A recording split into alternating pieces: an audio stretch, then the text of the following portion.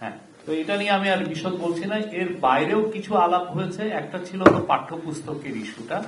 তো ক্যাবিনেটে বলা হয়েছে যে পাঠ্যপুস্তক আগামী মাসের মধ্যে সবাই হাতে পাবেন, সবার হাতে। আরেকটা যেটা বাজারে একটা মানে অনেক অপপ্রচার চালাচ্ছে যে আগের যেগুলো গভর্নমেন্টের সময় দেখেছেন যে আগের গভর্নমেন্টে ওনারা পাঠ্যপুস্তক উৎসব করতেন ওই একদিনের জন্য, দেখাতে চেতেন যে না পাঠ্যপুস্তকটা সবাই জানুয়ারির 1 তারিখে পাচ্ছেন। কিন্তু আসলে আমরা যা যেগুলো ডেটা পাচ্ছি বা যেগুলো তথ্য পাচ্ছি যে অনেক সময়, বেশিরভাগ সময় 2010-এর পরের থেকে দেখা যাচ্ছে যে ফুল ডিস্ট্রিবিউশন হতে হতে মার্চ এবং কোন কোন বছর জুলাই মাসও হয়ে গিয়েছে।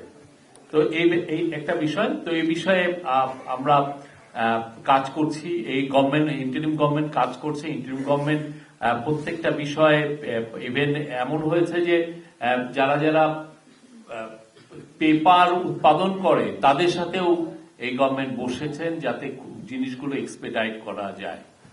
আরেকটা হচ্ছে যে চিটাঙের চিফ অ্যাডভাইজার